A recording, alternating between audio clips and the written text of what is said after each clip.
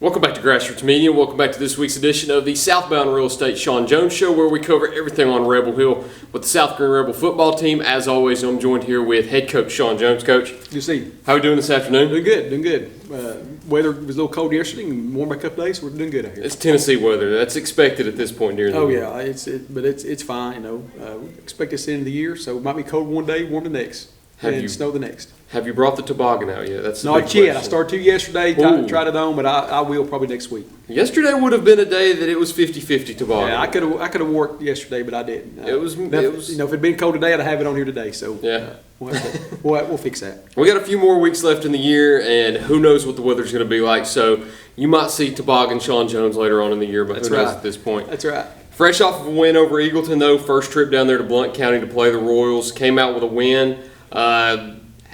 What a showdown that was. I don't know anything else to say about that game. Talk about that game and talk about how relieving it was to come out with a win. Well, I mean, you go down. We knew they had a good ball club, and everybody wants to say, the Hamptons beat them real bad in Happy Valleys, but they've gotten better. And our coach had told me, there was those guys that played JV schedule for 2 years were just better than everybody else. And he said it took them a while to coach them up and get them doing what they wanted to. And they're going to have a real good team next year because they'll lose anybody.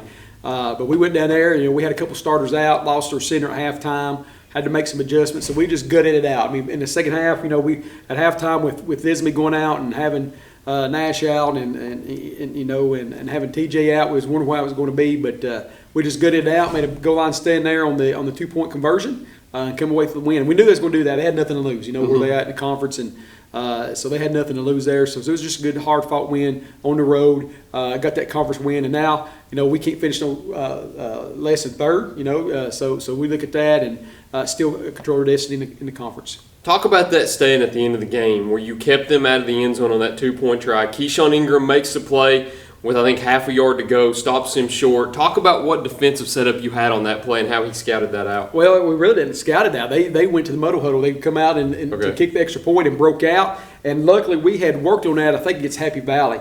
Because we had seen Happy Valley or some other team earlier in the year run the muddle huddle, and we'd set our defense up, so we knew what to do. And they tried it early in the game. We called a timeout, and they just kicked it. And we didn't have any timeouts left there, so we just had to go with what we had. And they threw it out there, and they kind of had a bad throw out there to 7. And he's a good athlete, but they were hard over there. They was in, he was not in. He was short, so it was just a big stop right there again to get out there with a win. And sometimes you don't play your best.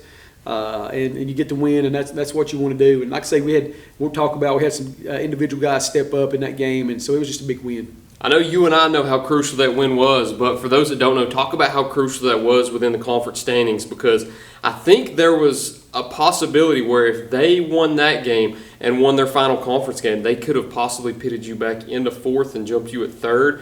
But regardless, now you were still in the driver's seat. That's the main thing, is if you were to win that game, that sets you up with Hampton at the end of the year, where you're going into week 11 now with that possibility of still hoisting the Region 1 2A crown at the end of the season. Talk about how big that win was towards conference standings. That was huge because, like you say, if we was to lose the last two, we're in 4th, and we're going back down to York. And everybody feels that, after York down there, and they're beatable, we just don't want to play them in the first round. Mm-hmm. But after York down there, all of the teams are pretty even. So that was a big deal, staying away from York in the first round. You hope you can win the conference, and if you have to play York or even Hampton again, you get them back up here at South Greene, and that's what's going to happen. And because if you win the conference, you're at home for the whole playoffs, and that's still a goal out there. And we'll talk about that more next week because we got to get through Grainger this week, and then we try to take it one game at a time. Not looking ahead, but it's on our mind about Hampton. But we got Grainger this week who is going to come in here, or we're going to go down there ready to play because they've got nothing to play for, really. Last 2 games, their coaches, they're out of the playoff picture, so we got to go down there ready to play. I want to talk about some individual performances like you mentioned. The first one I got to talk about, Dion Blair. What a game. He had 8 catches, 101 yards with a touchdown on the receiving end, a touchdown on the rushing end, and then had an interception on defense. He was flying around everywhere. He was a spark plug you needed and arguably was your player of the game and helped you come out with a win. Talk about his big night on the turf. He had a great night. He told me at halftime, he said, I just had to step it up because TJ wasn't here. And that's what senior leaders do. And he actually had another interception on their field goal at halftime, but Tripp Neese kind of bumped into him and knocked it out of his hand. So he had another interception in the end zone. So he just played lights out on both sides of the ball. He had a big hit coming across the middle on the defense there. And like I say, I don't know if you're going to ask about it, but we had other guys step up. When Lisby went down, we had to move Seth Franklin to center. He done a great job second half snapping the ball. He hadn't snapped since the preseason. Keyshawn Ingram had a great game too. On the defensive side of the ball, had to stop. And then on offense, he ran over a kid. Literally ran on him on our sideline. And then 2 plays later, it's 3rd down and 5 when it's still tied. And they hit him for a 1-yard gain, and he carries 3 guys on his back, gets the first down, and we go down and score there. So Keyshawn played well. So we just had some individual guys up front. We had some guys play well, just gutted it out to the night. Suson played really well. He led the team. He played well, had a rushing touchdown. He was on defense. He actually, on Dion's interception, he tipped the ball to Dion. The next series, he had a knockdown on 4th down, and so he played really well. And that's the first time he's played defense all year because Nash was out. So we had some great individual efforts the other night to get the win. You may not see it, but if you watch the game, but those guys played really well, and glad to get out there with the win. Jacob had that crucial touchdown late in the game too, with 3 minutes and 44 seconds left. That's been the thing sometimes this year, where he's had those late touchdowns that he's taken it on his feet himself. You had that in the Seymour game where he had the final touchdown to put you up by 3 possessions, and then he had the final touchdown in this game that allowed you to get that 1 touchdown separation and put you out in front going down into Eagleton's last possession. Is it something that you can always rely on him coming down in the 4th quarter? Because it seemed like that the past few weeks where he's been that guy to always put the team on his back. Yeah, he's here lately, yeah, so it's a big deal. And one thing about him, he's kept us composed.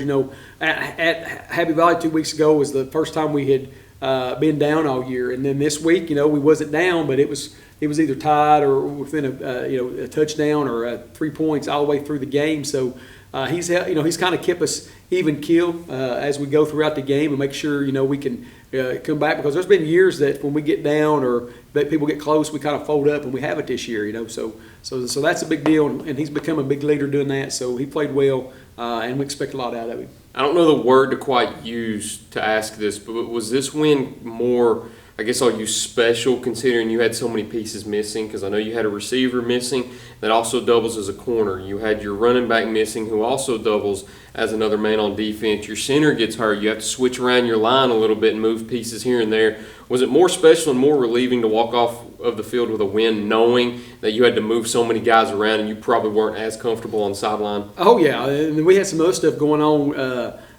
with some of the guys. Had some stuff that they were dealing with that people don't even know about, and so we won't go into that. But people just don't understand sometimes that you're dealing with kids and they got other stuff going on in their mind and different things. And so on top of that, we had that kind of stuff we had to try to deal with too to get through that game. So yeah, it was real rewarding to get out there with all the stuff, players out, everything going on. And I got us there late. We got lost going down, and you get kids out of the routine, because I said, "Hey, get off the bus. Let's dress. Let's get out here," and that throws them off. And so we were off kilter right off the start. And didn't realize how big that was. Get them out of the routine of walking the field and getting taped and doing all that they usually do before they come out. And I was rushing. Hey, we got to go out. Everybody's got to come out.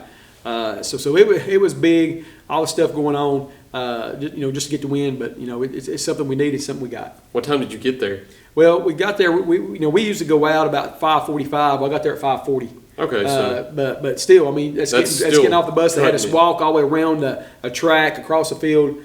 So you're looking that where we had to dress, and so we didn't come out to about 10 after 6. We want to be off the field at 6:30.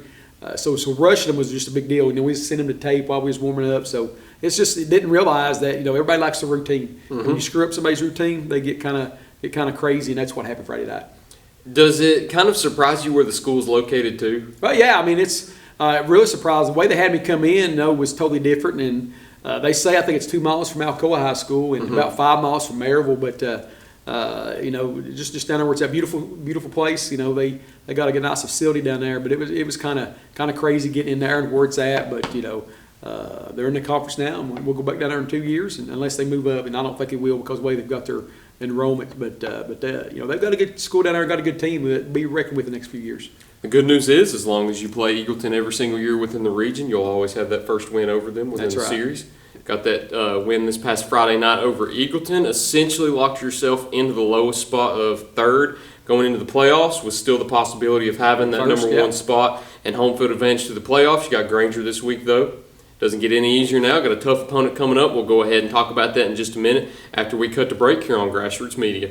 Pizza, pancakes, or donuts, the Davy Crockett Travel Center in Baileyton has the cure for all your cravings. While you're there, shop our general store for souvenirs, gifts, and cellular accessories. In a hurry, grab a cold drink and a hot dog to go. Check us out on Facebook and come to Baileyton. Pizza Inn offers contactless buffet to go with JoJo's Family Feast or anything on our menu for carryout. We also honor birthday parties and cater to businesses and large events. We make it easy. Call us today. Pizza Inn Greenville. Welcome back to Grassroots Media. Welcome back to this week's edition of the Southbound Real Estate Shawn Jones Show, where we cover everything on Rebel Hill with the South Greene Rebel football team. As always, I'm joined here with Rebels head coach Shawn Jones. So you got Grainger now. Unfortunately, you got to leave Greene County again. Yep. Got all those out of the way the first 7 weeks. You got to go up to Rutledge now to play the Grizzlies, a team that I've described recently as being a little down, but still being a tough opponent. They're still a 4A football team, not as strong as they usually are, but nonetheless still going to be a tough opponent coming up this week. What do you expect out of them? We just expect a hard-nosed football game. You know, a couple of things there. We always scrimmage them if we don't play them, and it's always crazy when you play them. They always play us well, and they got nothing to lose. You know, talking to the coach, they're out of the playoffs, so they got 2 weeks left. So, you know, you're hoping you get a team that's not real motivated, looking to get to the end of the season. That hadn't happened all year.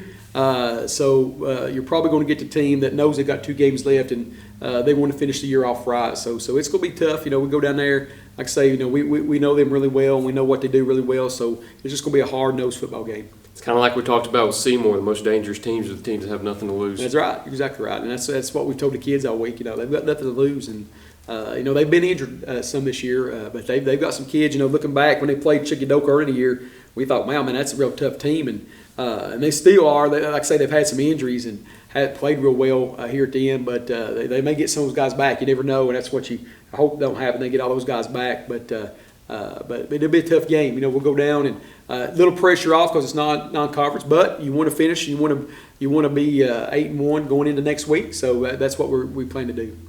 With scrimmaging them every summer too, so you're obviously familiar with kind of what they run too. Yeah. What do you expect them to run on offense? Well, they're going to run double wing and run some different misdirection at you. They love to run the trap and the buck sweep and different things. They'll get you going one way and come back the other way. One thing they do that you don't see a lot in high school, they'll pull their 2 guards to the left or right and then go back to the other side. And you see a lot of that maybe college and in the NFL. So they do some of that stuff. So they're going to run the football. You know, they throw it, but they don't throw it as well as they have before, and which they've never thrown it really well. They're a big running team. So we expect them to run the football. It's supposed to rain Friday night, so we really expect them to run the ball. We worked on that this week with their wet ball drill, and that's a shout out to Alan Nance and Jackie Tweed. They text me every week and ask if I run the wet ball drill. So I have this week. So you too, if you're watching, I ran the wet ball drill for you. So there you go. And so it's going to rain, and they're going to run the football, and we'll just have to see if we can stop them.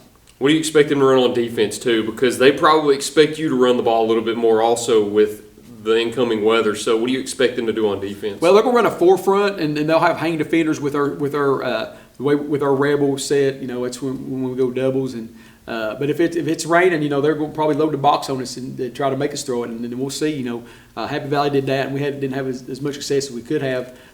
So, you know, depending on how the rain goes, hoping the rain will be out, it's just going to be wet. If that's the case, you know, we hope we can keep the balls dry with towels. But if it's raining, it's hard to keep that ball dry. So towels get wet too. Yeah, so we practice this week with the wet ball drill. We practice, you know, going under center if we can't get the snap off. So we made sure that we've got our stuff in for this week in case it's a rainy game. So we expect to come in, play hard-nosed football, load the box on us, and see what happens. So we've got Grainger out of the way. I want to talk about your team a little bit also. With some of the injuries going into this game, have you moved personnel around in practice this week preparing for maybe having some of those missing pieces out on Friday night? Yeah, you know, we moved some people around. You know, we had Race at the 2-back last week, but we feel like we like him better out wide, and we're going to start a freshman 2-back this week. Okay. Trip Neeson will start the 2-back, and, you know, he's a good athlete. He's been playing on defense. He started at corner last week. He's played a lot this year. Started a couple games and started last week. So, you know, we up here at South Greene, we'll just throw them in the fire. You know, if we feel like they're ready to go, we wouldn't throw them out there if we didn't think it was ready, but we wanted to get Race back out where we liked him this year. And then Keyshawn's going to rotate. Now, we're going to still rotate Race to 2 and still have him out wide to slot. And Keyshawn We still got the rotation with Keyshawn, so having Nash out there, we still got some options, and we've made adjustments with TJ being out at receiver, which it's tough losing how big he is, a great receiver that he is. So it's really big having those two out, but we're going to try to make it. Hopefully they'll be back by week 1 of the playoffs, and we'll see what happens when we get them back. As always, end of every interview, your favorite question. 3 keys to success that you need to carry out every week. What are they this week against Grainger? Well, this week we got to stop the run and make sure we get the defense off the field and don't give them big long drives. With that being said, I guess 1A gets more possession for the offense because we don't have when other teams hold the ball a long time we struggle to get possession for the offense and get going. 2, we got to force the turnovers. And 3, we got to not turn over the ball with the wet conditions that we think we're going to have. So we do those things well, and we feel and take care of the ball. We feel like we'll be fine. Things have moved around a lot this year. It's good to see that you're still playing on Friday night. Yeah, people moved around this week, so we felt like, and watching the weather, I think we're going to be okay. I think there's going to be some rain, but I don't think it's going to be as bad as I think a lot of people thought when they moved those games. So we'll go Friday night play and see what happens. Is 2023 the weirdest year of football that you've coached with all the weather? So far, COVID was pretty bad. It was that's weird. Kind of its own. No, I'm going to say that's the worst because you didn't know week to week, either Monday, Tuesday, Wednesday, Thursday, or Friday if he's playing because of COVID. You didn't know Friday at 4. Yeah, so that was the weirdest one. But this is a close second with weird years as far as coaching goes. I feel like COVID should be its own little category. Yeah, it will be. It will be the worst year ever. And everybody says, "Oh, you went 10-0 in the regular season." Yeah, but you didn't know from week to week. I think, like I said, East Tennessee, us and Cloud was the only 2 schools that played all 10 weeks. So you were fortunate. Yeah, so we were fortunate there, and you worried every week if you were going to have enough to play, if the other team was going to have enough to play. So yeah, it gets its own category. But yeah, if that's its own category, this has been the weirdest year we've had. Because I remember there was a very pivotal county game that year that got called that Friday morning. Yeah, I think it was West Greene, Chucky Doke. You woke up that morning and it was you didn't know, and those seniors never got to play their final game of football. So it was crazy. COVID was its own different beast, but the weather this year in 2023 has not been kind. Hopefully you get through that game on Friday night. I hope I didn't just jinx anything on that, but I've apparently been good at doing that this year. Hopefully not just this show, but there's plenty others. I can go back and talk about it, but I'll just go ahead and stop right there. That's all I've got this week. Appreciate you for sitting down with me again, Coach. Thank you all for watching this week's edition of the Southbound Real Estate Shawn Jones Show. Look forward to seeing you next time here on Grassroots Media.